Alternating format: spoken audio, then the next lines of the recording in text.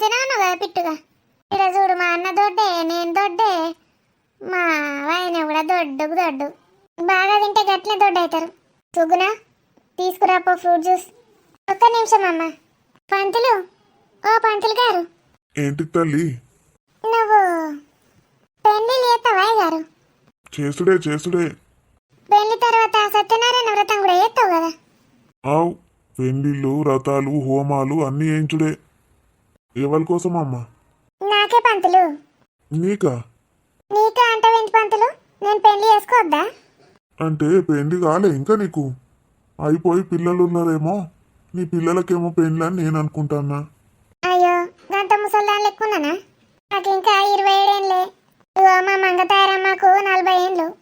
సుగుణ, నా గురించి ఎందుకు చెప్తానవే? అంటే దానికన్నా 4 ఏండ్లు పెద్ద నేను. దానికి 27 అయితే నాకు 31. గాడి గుడ్డేం కాదు. మా వారికి 45 ఏళ్ళు, వారి చెల్లెలు 5 ఏళ్ళు చిన్నది, అంతే. అంటే 40 ఏండ్లు. సరే చేద్దాం.